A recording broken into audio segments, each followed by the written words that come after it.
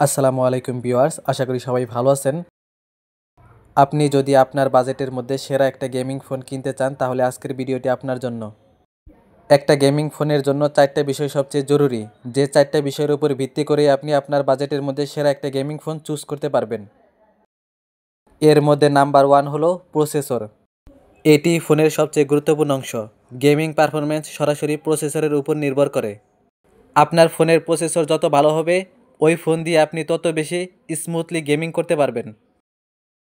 Processor তৈরি করে এমন কোম্পানি আছে মার্কেটে মোট 6টা। এর মধ্যে 1 নম্বরে হলো কোয়ালকম কোম্পানি, যেটার প্রসেসর বা ব্র্যান্ডের নাম হলো স্ন্যাপড্রাগন। 2 নাম্বার কোম্পানি হলো মিডিয়াটেক, যার প্রসেসর বা ব্র্যান্ডের নাম হলো ডাইমেনসিটি এবং হিলিও। 3 নাম্বার কোম্পানি হলো স্যামসাং এবং যার প্রসেসর বা ব্র্যান্ডের নাম হলো জাইনোস। 4 নাম্বার কোম্পানি হলো অ্যাপল, যার প্রসেসর বা ব্র্যান্ডের নাম হলো এ সিরিজ। 5 নাম্বার কোম্পানি হলো নিসোক, যার ব্র্যান্ড বা প্রসেসরের নামও হলো নিসোক। 6 নাম্বার কোম্পানি হলো হুয়াওয়ে, যার প্রসেসর বা ব্র্যান্ডের নাম হলো কিরিন। তো এই 6টা কোম্পানির মধ্যে অনেকগুলো প্রসেসর আছে। আপনি যে ফোনটা কিনতে চাচ্ছেন সেই ফোনে দেওয়া প্রসেসর র্যাঙ্কিংয়ে কত নাম্বার আছে সেটা কিভাবে চেক করবেন, চলুন এখন সেটা দেখাই। এর জন্য যে কোনো একটা ব্রাউজার ওপেন করে নিতে হবে। তো আমি ক্রোম ব্রাউজার ওপেন করে নিলাম। ক্রোম ব্রাউজারে আসার পরে সার্চ বারে গিয়ে প্রসেসর র্যাঙ্কিং লিখে সার্চ করবেন। তারপরে ন্যানো রিভিউ লেখা এই ওয়েবসাইটে প্রবেশ করবেন। তো এখান থেকে আপনি খুব সহজে আপনি যে ফোনটা কিনতে চাচ্ছেন সেই ফোনে দেওয়া প্রসেসর র্যাঙ্কিংয়ে কত নাম্বার আছে সেটা চেক করতে পারবেন।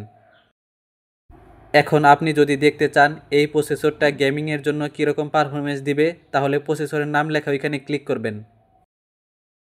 এখন এখান থেকে আপনি এই প্রসেসরের টোটাল পারফরমেন্স দেখতে পারবেন এবং এই প্রসেসরটা আপনার জন্য বেস্ট হবে কিনা সেটা আপনি নিজেই ডিসাইড করতে পারবেন। তারপরে 2 নাম্বারে হলো ডিসপ্লে। মসৃণ এবং দ্রুত গেম খেলার জন্য ডিসপ্লে খুবই জরুরি। ডিসপ্লের জন্য রিফ্রেশ রেট খুবই জরুরি। যে ডিসপ্লের রিফ্রেশ রেট যত বেশি হবে সেই ডিসপ্লের গতিশীল ছবিগুলো তত মসৃণ দেখাবে। টাচ স্যাম্পলিং রেট, গেমিংয়ের জন্য এটি খুবই জরুরি, কেননা গেমিংয়ের সময় দ্রুত টাচ ইনপুটের জন্য এটি দরকার হয়ে থাকে। প্যানেল, বাজারে সাধারণত 4 ধরনের প্যানেলের ডিসপ্লে পাওয়া যায়। এর মধ্যে 4 নাম্বারে হলো টিএফটি এলসিডি, এটি সবচেয়ে পুরনো এবং সস্তা ডিসপ্লে। 3 নাম্বারে হলো আইপিএস এলসিডি, এটি টিএফটির তুলনায় উন্নত মানের ডিসপ্লে। 2 নাম্বারে হলো অ্যামোলেড ডিসপ্লে, এটি আইপিএস ডিসপ্লের তুলনায় একটু উন্নত মানের ডিসপ্লে। 1 নাম্বারে হলো সুপার অ্যামোলেড ডিসপ্লে, এটি সবচেয়ে উন্নত মানের ডিসপ্লে। এরপরে 3 নাম্বারে হলো র্যাম এবং স্টোরেজ, মাল্টিটাস্কিং এবং হেভি গেমিং লোড করার জন্য এটি খুবই জরুরি। র্যাম, বর্তমান স্ট্যান্ডার্ড অনুযায়ী গেমিংয়ের জন্য কমপক্ষে 6 জিবি র্যাম থাকা ভালো, তবে 8 জিবি র্যাম হলে পারফরমেন্স আরও বেশি পাবেন। র্যামের কাজ হলো প্রসেসরকে দ্রুত কাজ করার জন্য এটি ডেটা সরবরাহ করে। আপনি যখন কোনো অ্যাপস খোলেন, কোনো গেম খেলেন বা কোনো ফাইল এডিট করেন, সেই সক্রিয় ডেটাগুলো র্যামে লোড হয়। এটি মাল্টিটাস্কিং এর সুবিধা দেয়।